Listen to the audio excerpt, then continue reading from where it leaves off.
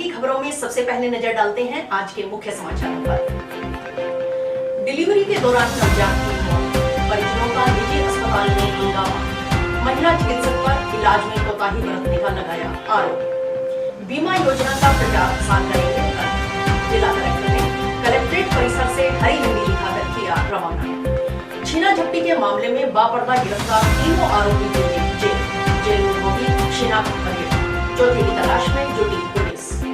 खाद्य वस्तुओं पर 5% जीएसटी लगाने के विरोध में उतरे व्यापारी 16 जुलाई को रहेंगे हड़ताल पर। नहीं होगी जिंसों की बोली, वित्त मंत्री के नाम उपखंड अधिकारी को सौंपा ज्ञापन। टाउन में चुंगी नंबर 6 पर रेलवे ओवरब्रिज के पास स्थित छाबड़ा अस्पताल की महिला चिकित्सक पर गर्भवती महिला के इलाज में लापरवाही बरतने का आरोप लगाते हुए मरीज के परिजनों ने मृत नवजात बच्चे को गोद में उठाकर अस्पताल में हंगामा कर दिया। मरीज के परिजनों का आरोप था कि छाबड़ा अस्पताल की चिकित्सक की लापरवाही के कारण नवजात बच्चे की जान चली गई और प्रसूता की जान जाते जाते बची। आरोप है कि हंगामा कर रहे मरीज के परिजनों ने अस्पताल संचालक के साथ मारपीट व कर्मचारियों के साथ धक्का मुक्की भी की। मरीज के परिजनों ने दोषी चिकित्सक के खिलाफ कार्रवाई करने की मांग को लेकर अस्पताल परिसर में धरना लगा दिया।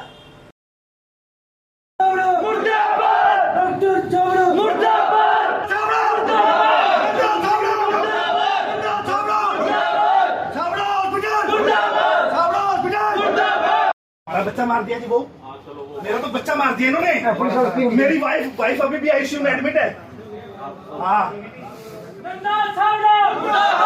उसके बाद 1 घंटे में बिना कोई ट्रीटमेंट किए, 1 घंटे में कोई ट्रीटमेंट नहीं हुआ क्योंकि कोई सेफ्टी नहीं कर रहा 35,000 वाले को। 1 मिनट जी, उसके बाद हमने इस एरिया के अंदर बहुत रिक्वेस्ट करके हमने कहा जी आप दोबारा टेस्ट करवा लो, हमें इन रिपोर्टों के ऊपर यकीन नहीं है।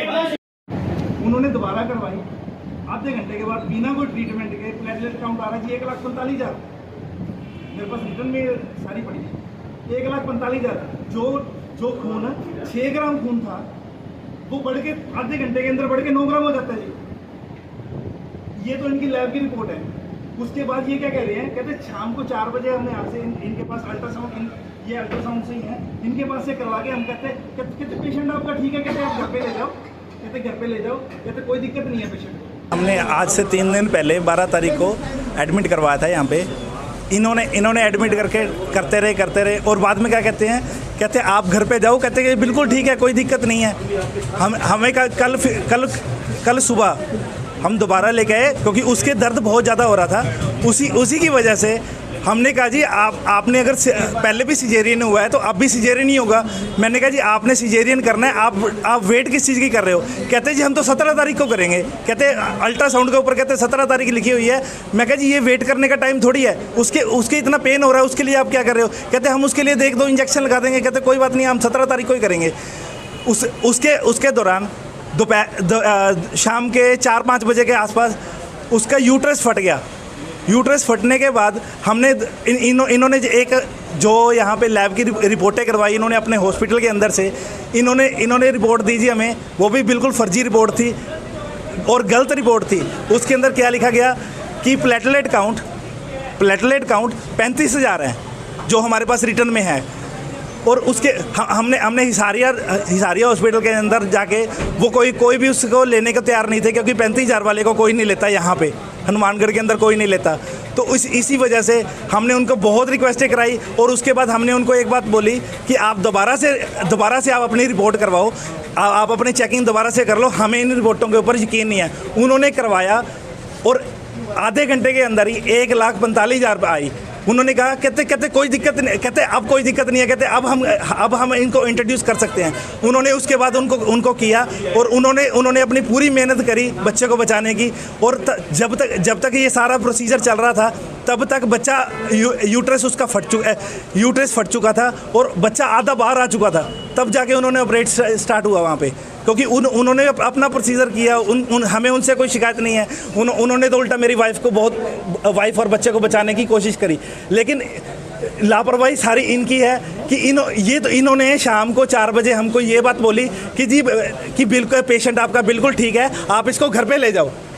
आप इनको घर पे ले जाओ। हाँ, वो तो हमने इन पे यकीन ना करते हुए हमने सेकंड ओपिनियन के लिए दूसरे डॉक्टर को दिखाया, क्योंकि उसको दर्द बहुत ज़्यादा हो रहे थे। तो अगर हम वहाँ पे ना लेके जाते, और वहाँ के डॉक्टर की वर्डिंग थी, कहते अगर आधा घंटा 1 घंटा आप और लेट कर देते तो कहते हम इसकी माँ को भी नहीं बचा सकते थे। इन आरोपों को लेकर छाबड़ा अस्पताल के संचालक डॉक्टर विजय छाबड़ा का कहना था कि बुधवार को जब गर्भवती महिला को उसके परिजन अस्पताल लेकर आए थे तो डॉक्टर नंदा छाबड़ा ने चेक कर बुखार होने की जानकारी दी, ब्लड टेस्ट करवाया व अल्ट्रासाउंड करवाकर लाने को कहा, लेकिन परिजन अल्ट्रासाउंड करवाकर अस्पताल आने की बजाय घर चले गए। बुधवार शाम को मरीज के परिजन अल्ट्रासाउंड रिपोर्ट लेकर अस्पताल आए। डॉक्टर नंदा छाबड़ा ने ब्लड टेस्ट की जांच रिपोर्ट देखी तो प्लेटलेट्स कम थी। अल्ट्रासाउंड रिपोर्ट में 17 जुलाई डिलीवरी की दिनांक लिखी हुई थी। मरीज के परिजन सिजेरियन डिलीवरी की बात पर अड़े रहे। ये पेशेंट कल प्रेगनेंसी पेशेंट था जो मैडम के पास आया था यहाँ पे दिखाने के लिए, ठीक है। तो इसको फीवर था, तो मैडम ने इसको फीवर देखा और उसको दवाई दे दी थी, और फिर साथ में इसका ब्लड टेस्ट करवाया, और फिर इसको कहा भी आप अल्ट्रासाउंड करा के आ जाओ, फिर देख लेते हैं। वैसे पहले भी एक दो बार दिखा गया था, तो इसकी प्रेगनेंसी अभी पूरा टाइम की नहीं थी, कम टाइम की थी इसके। तो ये इसके साथ वाला रहता हूँ, वो बार बार जिद कर रहा था कि भी आप इसका सिजेरियन करो, सिजेरियन। मैडम कहती है ऐसे सिजेरियन नहीं होता, अभी कम दिन का बच्चा है, अभी तो मतलब उससे पहले जब वो आया था। अभी कल फिर आया, कल इसको कहा कि भी आप इसका ब्लड टेस्ट करा लो और फिर साथ में अल्ट्रासाउंड करा लो, और फिर अपने बताते हैं क्या करना चाहिए। तो ब्लड के लिए तो ये यहाँ पे लैब में अपना ब्लड दे के चला गया, और वहाँ अल्ट्रासाउंड करा के, और पेशेंट वापस नहीं आया हमारे पास, ठीक है, और वो घर चला गया अपने। शाम को इसका जो है, इसके फादर हैं, वो अल्ट्रासाउंड की रिपोर्ट लेके आए, तो मैडम ने ब्लड की रिपोर्ट भी देखी और अल्ट्रासाउंड की भी रिपोर्ट देखी, और मैडम ने कहा भी इसके मतलब के प्लेटलेट्स कम हैं, तो हम तो यहाँ पे अपने यहाँ सिजेरियन नहीं करेंगे, आप कहीं और करा लो, जहाँ भी ले जाना है आप ले जाओ, ठीक है। तो कहता कैसे नहीं करोगे, आपको करना। मैडम कहती भी मैं नहीं कर सकती इसके अंदर, क्योंकि इसकी प्लेटलेट्स कम है। क्या उसकी ब्लीडिंग हो रही है? ब्लीडिंग हो रही है तो आप कहीं और ले जाओ, दिखा लो, इसमें प्लेटलेट्स कम है, हो सकता है ब्लीडिंग का कारण भी वही हो सकता है, बाकी आप वहाँ जाके किसी और को दिखा लो, हम नहीं करेंगे हम इसको, ठीक है। तो कहता है आपका जवाब है? मैडम कहती है हाँ मैं तो मना ही है, मैं तो नहीं करूँगी, आप कहीं भी करवा लो अपना। ये सुबह की रिपोर्ट है, सुबह दोपहर की, तो पता नहीं, हो सकता है फ्लक्चुएशन हो, या फिर ये तो मतलब क्या हो सकता है उसमें कहीं मशीनरी कई बार डिफरेंस दे सकती है, ऐसी कोई बात नहीं है। तो पर जब भी कोई दूसरे डॉक्टर के पास जाएंगे या कहीं और जाएंगे तो वो अलग से अपनी दोबारा रिपोर्ट करवाता है। छाबड़ा अस्पताल के निदेशक डॉक्टर विजय छाबड़ा के साथ मरीज के परिजनों की ओर से मारपीट करने पर इंडियन मेडिकल एसोसिएशन के पदाधिकारियों ने रोष जताया। साथ आईएमए अध्यक्ष डॉक्टर भवानी सिंह एरन सहित अन्य पदाधिकारी व सदस्य छाबड़ा अस्पताल पहुंचे और घटना की जानकारी ली। इस दौरान आईएमए अध्यक्ष डॉक्टर भवानी सिंह एरन ने कहा कि कोई भी डॉक्टर किसी मरीज को इसलिए हायर सेंटर के लिए रेफर करता है क्योंकि वह समझता है कि यह केस उसके लेवल का नहीं है। कोई मरीज किसी चिकित्सक पर यह दबाव नहीं बना सकता कि मरीज का ऑपरेशन वही चिकित्सक करे।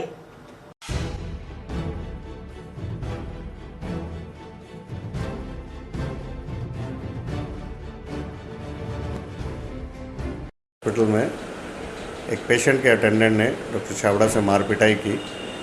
उनके पैनिक कॉल पे हम सब लोग यहाँ पहुँचे और बात की, घटना की जानकारी ली तो पता लगा एक कोई सीरियस पेशेंट था जिसको कल डॉक्टर छाबड़ा ने रेफ़र कर दिया था कि यहाँ ऑपरेशन नहीं किया जा सकता। वो इस बात पर अड़े हुए थे कि आप ही ऑपरेशन कर दो, जिसके लिए डॉक्टर छाबड़ा ने प्लेटलेट की कमी को देखते हुए उनको मना किया कि इस जगह ऑपरेशन संभव नहीं है, रिस्की है, आप इसको किसी दूसरी जगह ले जाए। वो अपने घर ले गए। बाद में उसकी हालत बिगड़ने पर उसको हिसारिया हॉस्पिटल ले गए, जहाँ पर उसकी डिलीवरी हुई और बच्चेदानी भी फट चुकी थी और ब्लीडिंग हो रही थी। वहाँ पे अभी वो हिसारिया हॉस्पिटल में एडमिट है। अब उन्होंने यहाँ पे अटेंडेंट ने यहाँ आके डॉक्टर छाबड़ा के साथ मारपिटाई करते हुए हंगामा किया कि आपने यहाँ क्यों नहीं किया। डॉक्टर अगर किसी पेशेंट को रेफ़र कर रहा है, वो ये समझ रहा है कि मेरे लेवल का केस नहीं है, इसको हायर सेंटर के लिए ले जाना चाहिए, तो इस बात का तो कोई मतलब नहीं है कि इस पर दबाव बनाए, ज़बरदस्ती करे कि वो अपने यहाँ ऑपरेट करे या अपने यहाँ भर्ती करे। उनके बस का होगा तभी वो भर्ती करेंगे, इस तरह कोई ज़बरदस्ती थोड़ी चल सकती है। और मारपिटाई जो की है ये तो कानूनन अपराध है। जो राजस्थान परिचर्या सेवा अधिनियम है उसमें गैर जमानती अपराध है। हम अभी फुटेज निकलवा रहे हैं, फुटेज निकलवा के थाने में जाएंगे। डॉक्टर छाबड़ा की तरफ से एफआईआर दर्ज करवाई जाएगी और पुलिस से, प्रशासन से मांग रहेगी कि इनको उचित धाराओं में दर्ज करके उचित मुकदमा दर्ज करके और उचित कार्रवाई की जाए। बहुत रोष बहुत है। अगर कार्रवाई नहीं हुई तो हमको आगे सोचना पड़ेगा।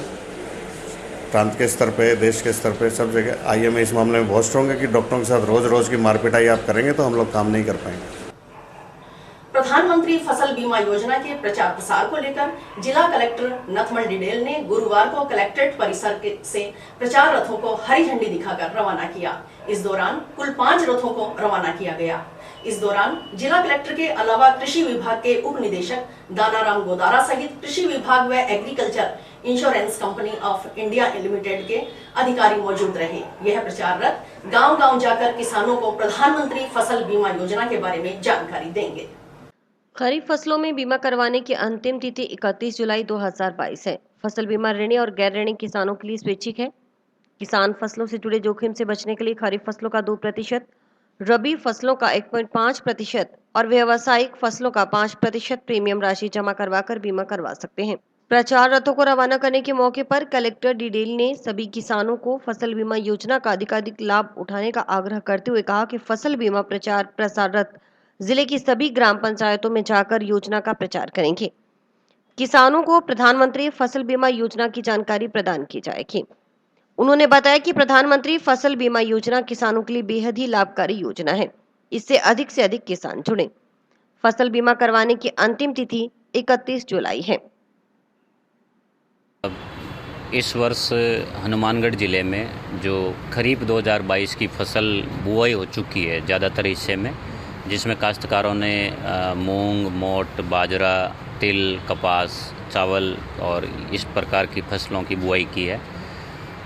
पिछले कई वर्षों से हनुमानगढ़ ज़िले के किसानों को प्रधानमंत्री फसल बीमा योजना से बहुत ज़्यादा फ़ायदा हुआ है।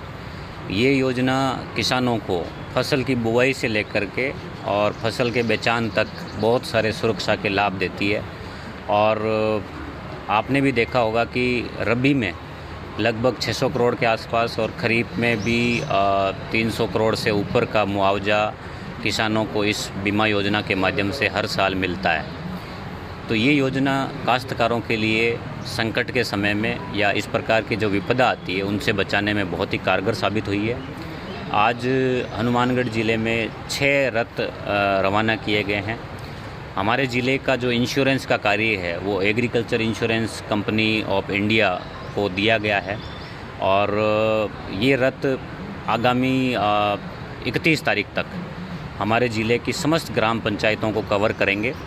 इस वर्ष फसल बीमा योजना में रजिस्ट्रेशन कराने के लिए अंतिम तारीख 31 जुलाई रहेगी और किसान अगर कोई ऋणी कृषक हैं और अपना बीमा नहीं करवाना चाहते हैं वो ऑप्ट आउट का ऑप्शन 24 जुलाई तक दे पाएंगे। और किसी भी प्रकार का फसल परिवर्तन पिछले वर्ष की तुलना में किया है तो उसका अपडेशन बैंक में वो 29 जुलाई तक कर पाएंगे। 29 जुलाई उसकी लास्ट डेट होगी। बीमा करवाने की अंतिम तारीख 31 जुलाई होगी। मैं आपके माध्यम से भी समस्त काश्तकारों से ये अपील करूँगा कि प्रधानमंत्री फसल बीमा योजना में अपना बीमा करवाएं। आपका किसान का जो प्रीमियम है वो बहुत ही कम लगता है। अधिकतर प्रीमियम का हिस्सा कंपनी को राजस्थान सरकार और भारत सरकार के द्वारा दे होता है। तो इतने कम प्रीमियम पे जब इतना अधिक इंश्योरेंस मिलता है तो प्रत्येक काश्तकार को इस योजना का फ़ायदा उठाना चाहिए। कृषि विभाग के उप निदेशक दानाराम गोदारा ने बताया कि प्रधानमंत्री फसल बीमा योजना बड़ी महत्वपूर्ण योजना है। किसानों को किसी भी तरह के नुकसान होने पर उन्हें इस योजना के तहत मुआवजा दिए जाने का प्रावधान है। जिले में करीब 2 लाख किसान हैं। उन्हें किस तरह से सूचना मिले, वे कैसे लाभान्वित हों और कब आवेदन करना है और कब तक फसलें परिवर्तित कर सकते हैं आदि की सूचना विभाग की ओर से दी जा रही है। आज हम हनुमानगढ़ में फसल बीमा योजना के अंतर्गत रथ रवाना कर रहे हैं और जैसे कि सरकार के निर्देश हैं ये काफ़ी बड़ी और फसल बीमा की महत्वपूर्ण योजना है। इसमें किसानों को किसी तरह से नुकसान होने से उनको मुआवजा देने का प्रावधान है और क्योंकि काफ़ी बड़ी संख्या में ज़िले में किसान हैं जिनकी संख्या लगभग 2 लाख है तो उनको किस तरह से सूचना मिले, लाभान्वित हो, तारीखें किस तरह की हैं, कब उनको अप्लाई करना है, कब ऑप्ट आउट ऑप्ट इन करना है, फसलें कब तक परिवर्तित कर सकते हैं, कब तक अप्लाई कर सकते हैं, ये सारी सूचनाएं हम स्टाफ के माध्यम से, प्रिंट मीडिया के माध्यम से, सोशल मीडिया के माध्यम से दे रहे हैं। लेकिन ये एक अलग तरह से सरकार ने रखा है इसको कि भी रथ बना करके और गांव-गांव में जाकर के इसका प्रचार किया जाए इस योजना का, ताकि किसानों को अधिक से अधिक लाभ मिल सके। आज जो है अभी जिला कलेक्टर महोदय द्वारा रथों को रवाना किया गया है और ये जो रथ हैं वो सब ग्राम पंचायतों को कवर करते हुए और इस कार्य को पूर्ण करेंगे। मारपीट व छीना झपटी करने के मामले में टाउन पुलिस की ओर से बापर्दा गिरफ्तार किए गए तीनों आरोपियों को पुलिस ने गुरुवार को न्यायालय के आदेश पर न्यायिक अभिरक्षा में जेल भिजवा दिया। जेल में तीनों की शिनाख्त परेड होगी। सीओ प्रशांत कौशिक ने बताया कि 10 जुलाई को इस संबंध में एक नामजद व 3 अन्य जनों के खिलाफ टाउन थाना में मुकदमा दर्ज किया गया था। जांच के दौरान 3 अन्य आरोपी सचिन, रोहित व हरीश को नामजद किया। इन तीनों आरोपियों को बुधवार को बापर्दा गिरफ्तार किया गया। इनके खिलाफ पहले भी मुकदमे दर्ज हैं। इन्हें गुरुवार को न्यायालय के आदेश पर न्यायिक अभिरक्षा में जेल भिजवाया गया। तीनों की जेल में परिवादी से शिनाख्त परेड करवाई जाएगी। इसके बाद इन्हें प्रोडक्शन वारंट पर हासिल कर बरामदगी के प्रयास किए जाएंगे। साथ ही फरार चल रहे चौथे आरोपी की गिरफ्तारी भी की जाएगी। गत 10 जुलाई को राधा स्वामी डेरा हनुमानगढ़ टाउन में एक पालाराम नाम का व्यक्ति जा रहा था, तो उस व्यक्ति से इकट्ठे होकर एक राय बनाकर 4 आरोपी गण ने उससे 17,000 रुपये छीन लिए थे और छीना झपटी करी थी, मारपीट करी थी उसके साथ में। ये इस आशय की रिपोर्ट दर्ज हुई थी। इसमें एक ही व्यक्ति नामजद था। इसमें बाकी जो 3 अन्य मुलजिम और थे उनको नामजद कर लिया, सचिन, रोहित और हरीश को नामजद करके, और उनको बापर्दा गिरफ्तार किया गया। इन तीनों के खिलाफ पहले भी केसेस हैं, उनके बारे में जांच की जा रही है और प्रकरण के संबंध में इसमें बरामदगी भी की जानी है। एक मुलजिम और है, उसकी भी गिरफ्तारी की जानी शेष है और इसमें प्रकरण में आगे कार्रवाई की जा रही है।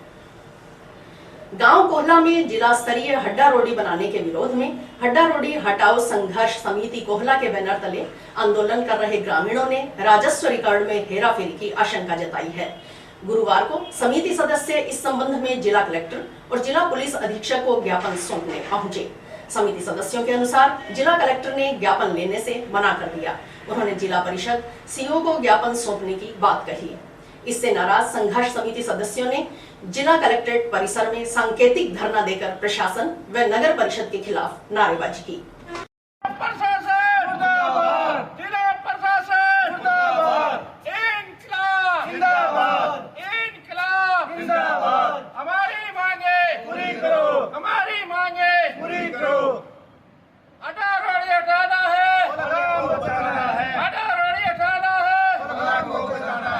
हमारे अड्डा रोडी को 37वां दिन हो गया धरना दिए हुए को। अड्डा रोडी के खिलाफ जो धरना दे रहे हैं, इसके संबंध में हमें ऐसी सूचना मिली कि प्रशासन के द्वारा धक्केशाही करके और वहाँ पर जो है वो पशु डालने का प्रयास किया जा रहा है, जिसके संबंध में हम अनुशासन बनाए रखने के लिए और सुरक्षा व्यवस्था को कायम करने के लिए हमने जो है वो आज कलेक्टर साहब को ज्ञापन देना चाहा, लेकिन कलेक्टर साहब ने हमारा ज्ञापन लेने से इनकार कर दिया और हमारे से कोई बात नहीं की।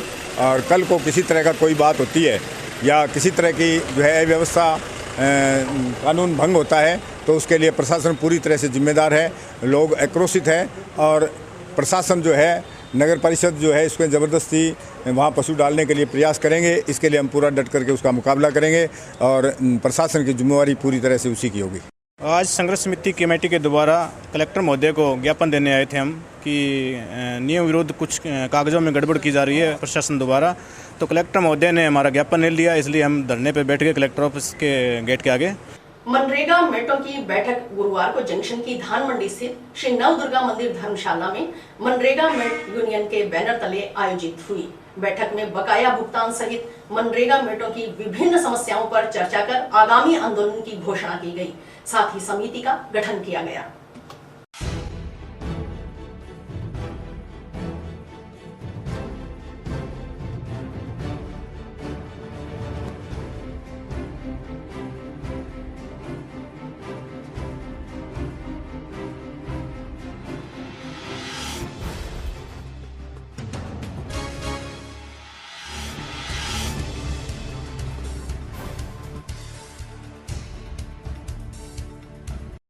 नहीं रखा और करके काम करा तो आप कामयाब नहीं हो। मैं मिर्जावाली पंचायत की मांग करता हूँ। हम 5 साल से पीछे साथी हैं, कभी सरपंच कभी सेक्रेटरी हमारे सामने नहीं देखता है। हम कहते तेरी ऐसे करेंगे तो वो कहते हैं कामरेडो हाजिर ना ठीक है, सारी बात का ना बच्ची मान लेना और मैं 10 बजे छुट्टी करा और हमारी कह रही ऑनलाइन हाजिरी लगावा, मैं ऑनलाइन हाजिरी को लगावा बना के काम बने ड्रेन काम तो चले नहीं, हिम्मत रखो, संकट थारो बनाए रखो और थारो एक को रखा बनी जब थारो कोई बिगड़ है नहीं आप सभी में फाटो फाट होगा काम में जब थारो बिगाड़ देखो तो हमें समझ में आई बीमा कारण ये हो कि पहला वन विभाग के अंदर मैं लग गया ऊपर नेट रखे गए नगर पालिका के अंदर भी नेट का होता है कि दिन के सरकारी कर्मचारी सफाई कर्मचारी आता काम हाथ में लगाया करता और नहर आज बनना तो भी नहर पर का काम करना आजकल होगा 5 लोगों के हाजिरी लगा तो मैं मस्तौल के ऊपर भी दिन को मस्तौल कर लगा वन विभाग में जगह पौधा लगाना काम करतो मैं आज मनरेगा मैट यूनियन की यहाँ नवदुर्गा मंदिर धर्मशाला में बैठक हुई है, जिसमें ये प्रस्ताव लिए गए हैं कि मेटों के जो बकाया भुगतान है मनरेगा के मेटों का पिछले 18 महीनों से पेमेंट नहीं आई है, उनका भुगतान जल्दी से जल्दी किया जाए। इसके अलावा जो उन्हें ड्रेस कोड दिया जाए, दूसरी जो सुविधाएं हैं वो दी जाए, इनको अनुभव प्रमाण पत्र दिया जाए, इनको परमानेंट की प्रक्रिया को शुरू किया जाए और जो काम है वो लगातार मनरेगा का सभी गाँवों में लगातार चले और मनरेगा मजदूरों की जो सुविधाएं हैं वो मिले। इन तमाम सवालों को लेकर आज यहाँ बैठक रखी गई है, ये प्रस्ताव लिए गए हैं और अभी थोड़ी देर में आगे के आंदोलन की जो है घोषणा की जाएगी, क्योंकि सरकार इस बात को समझ नहीं रही है कि आप किसी मजदूर को 18 महीने तक भुगतान नहीं करोगे वो उसका घर कैसे चलेगा और सरकार की महत्वाकांक्षी योजना मनरेगा कैसे चल पाएगी, आम लोगों को जो ज़रूरतें कैसी पूरी हो पाएगी। इन तमाम सवालों को लेकर ये आज की बैठक रखी गई। अनब्रांडेड खाद्य वस्तुओं पर 5% जीएसटी लगाने के निर्णय का व्यापारियों ने विरोध किया है। इसके विरोध में जंक्शन के व्यापारिक संगठनों ने शनिवार को हड़ताल पर रहने का निर्णय लिया है। इस दिन जंक्शन धान मंडी में कृषि जिन्सों की बोली नहीं होगी। गुरुवार को जंक्शन के व्यापार संघ, व्यापार मंडल, फूड ग्रेन व्यापार मंडल व खाद्य व्यापार संघ के बैनर तले व्यापारियों ने वित्त मंत्री के नाम उपखंड अधिकारी डॉक्टर अवी गर्ग को ज्ञापन सौंपा। साथ ही कृषि उपज मंडी समिति सचिव को भी लिखित में हड़ताल की जानकारी दी। गुरुवार को जिले भर के व्यापारिक संगठनों ने वित्त मंत्री के नाम एक ज्ञापन देकर जीएसटी काउंसिल के इस निर्णय को वापस लेने की मांग की। व्यापारियों का कहना है कि जिन वस्तुओं पर जीएसटी 5% लागू की जानी है वे सभी खाद्य पदार्थों की श्रेणी में आती है। खाद्य के मामले में महंगाई नहीं बढ़नी चाहिए, यह सरकार की पुरानी नीति है। यदि महंगाई बढ़ती है तो गरीब जनता पर इसका बुरा असर पड़ेगा और ये खाद्य पदार्थ जो इस सूची में है एक गरीब व्यक्ति की पहुंच से बाहर हो जाएंगे। व्यापारिक संगठनों ने अपना विरोध जताने के लिए आगामी 16 जुलाई को हड़ताल रखकर अपना विरोध प्रकट करने का निर्णय लिया है। उसके बाद भी केंद्र सरकार की ओर से सकारात्मक परिणाम न मिलने पर उग्र आंदोलन की चेतावनी भी व्यापारियों ने दी है। 28-29 जून को जीएसटी काउंसिल के सदस्यों की मीटिंग हुई, जिसमें उन्होंने खाद्य सामग्री की पैकिंग पे 5% जीएसटी लगाने की घोषणा की, जो 18 जुलाई से लागू होगी। उसके विरोध में व्यापारियों का भारतीय व्यापार संघ का हड़ताल रहेगी। 14 तारीख को आज सभी मंडियों के अध्यक्षों ने कलेक्टर के नाम का ज्ञापन दिया है और 16 तारीख को मंडियों में हड़ताल रखी जाएगी, क्योंकि इससे आम आदमी पर महंगाई की मार पड़ेगी। क्योंकि गवर्नमेंट एक तरफ तो ये कहती है भी महंगाई पे रोक लगानी है, अब 5% जीएसटी जब लग गया तो उस हिसाब से 5% जिसका भाव है कम से कम 3000 का भाव तो 1.5-2 रुपये किलो महंगी चीज़ होगी। जो चावल है वो 80 रुपये किलो है तो उसके 4-5 रुपये हो जाएंगे। चीनी है, चीनी के 2 रुपये किलो, हर चीज़ के 2 से 3 रुपये महंगे हो जाएंगे। उससे आम उपभोक्ता को नुकसान होगा। और अभी वक्त है एक ब्रेक का।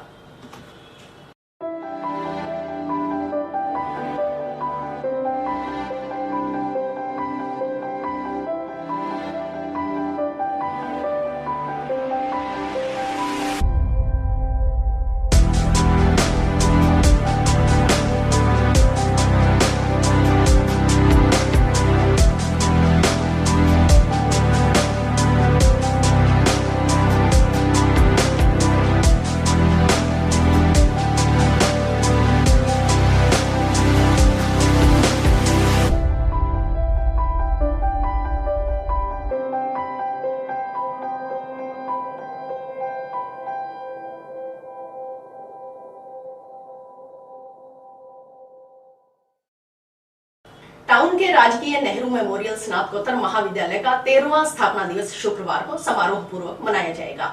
इस उपलक्ष्य में पौधारोपण किया जाएगा, स्वच्छता अभियान चलाया जाएगा। तत्पश्चात सिंगल यूज प्लास्टिक प्रतिबंध को लेकर जागरूकता रैली निकाली जाएगी। प्राचार्य डॉक्टर नरेंद्र सिंह भामू ने बताया कि समारोह के मुख्य अतिथि नगर परिषद सभापति गणेश राज बंसल, विशिष्ट अतिथि उप सभापति अनिल खीचड़, प्रदेश कांग्रेस समिति सदस्य भूपेंद्र चौधरी एवं नगर परिषद आयुक्त पूजा शर्मा होंगे। इस मौके पर महाविद्यालय परिसर में 101 पौधे लगाए जाएंगे।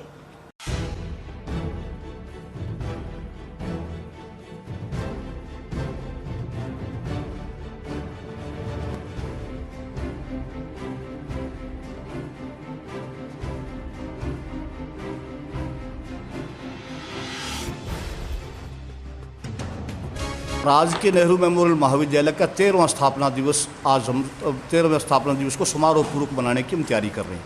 पिछले साल भी हमने 12वां स्थापना दिवस में 1000 पौधे लगा करके और इसके सौंदर्यीकरण के लिए शुरुआत की थी। यह महाविद्यालय NMPG महाविद्यालय के रूप में 1966 में स्थापित हुआ था, जिसमें 2010 तक ये प्राइवेट रहा और जुलाई 2010 में इस महाविद्यालय का सरकारीकरण हुआ। चौधरी विनोद कुमार जी जो अब स्थानीय विधायक भी हैं, इनके सद प्रयासों से इन्हीं के कार्यकाल में ये महाविद्यालय सरकारी हुआ था।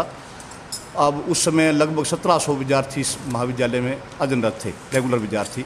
अब इस महाविद्यालय में आज के समय में 4500 से अधिक नियमित विद्यार्थी हैं और 6000 से अधिक स्वयं पाठी विद्यार्थी हैं। इसमें इलाके के बहुत सारे गरीब विद्यार्थियों को इससे बहुत ज़्यादा यूँ कहें कि फ़ायदा होता है कि प्राइवेट स्कूलों के कॉलेजों के अंदर फ़ीस बहुत ज़्यादा होती है, जबकि हमारा अधिकतम फ़ीस प्रवेश के समय 1100 रुपये है और सेकेंड ईयर थर्ड ईयर में 500 रुपये, और उनको फैसिलिटीज़ बहुत अधिक मात्रा में मिलती है। सभी प्रकार की स्कॉलरशिप्स है वो सभी जो है महाविद्यालय के प्रत्येक विद्यार्थी को मिलती है। और जब तक अब मैं जो आपको ये बताना चाहूँगा कि सरकारीकरण के पश्चात इस महाविद्यालय के संसाधनों में बहुत भारी वृद्धि हुई। इसमें स्वर्ण जयंती भवन का निर्माण अभी 2020 में 19-20 के सेशन में स्वर्ण जयंती भवन का निर्माण हुआ 1.5 करोड़ रुपये। उसके बाद में महात्मा गांधी सभागार का निर्माण हुआ 50 लाख रुपए की, और बहुत सारे ग्राउंड्स डेवलप किए गए हैं और नहरी पानी ला करके इसके कोशिश की गई, अंडरग्राउंड वाटर लाइन ला करके बिल्डिंग को पुराने को रिनोवेट किया गया है। 40 लाख रुपए से लगभग बिजली अंडरग्राउंड किया गया है, सारी बिल्डिंग पर रंग-रोगन कराया गया है और बाकी चीज़ों को इसको ठीक किया गया है। महाविद्यालय की बाउंड्री को ऊंचा करके इसके ऊपर एंगल वगैरह लगा दी गई है ताकि एक ट्रेस पासिंग नहीं हो, किसी प्रकार का इसमें अतिक्रमण नहीं हो पाए। और महाविद्यालय में केवल अब एक गेट है जिसके अंदर से एंट्रेंस होती है और वहाँ पर पार्किंग स्थल बना दिया गया है और वहीं पर कैंटीन है। सभी फैसिलिटीज़ को हमने डेवलप किया है। टाउन के महात्मा गांधी राजकीय चिकित्सालय में अपने पिता के साथ इलाज करवाने आई नाबालिगा के साथ छेड़छाड़ की घटना सामने आई है। इसमें पीड़िता के पिता की रिपोर्ट पर महिला पुलिस ने आरोपित युवक के खिलाफ मामला दर्ज कर जांच CO प्रहलाद राय को सौंपी है। आरोपी युवक क्षेत्र के ही एक निजी नर्सिंग प्रशिक्षण संस्थान का बताया जा रहा है, जो कि जिला अस्पताल में ही प्रशिक्षु के रूप में कार्य कर रहा था। घटना के बाद से ही आरोपी फरार है, पुलिस उसकी तलाश करने में जुटी है।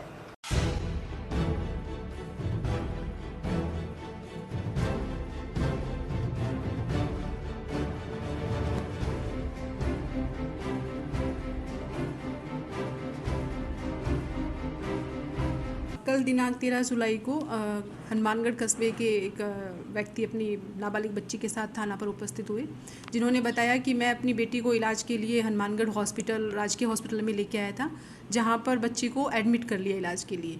दिनांक 12 जुलाई को शाम को मैं बाहर फल फ्रूट लाने के लिए चला गया था, तो वहाँ पर काम करने वाला राहुल कुम्हार मेरी बेटी को बोलता है कि आपको आपके पिताजी बाहर बुला रहे हैं, जिस पर मेरी बेटी बाहर आ जाती है वार्ड से।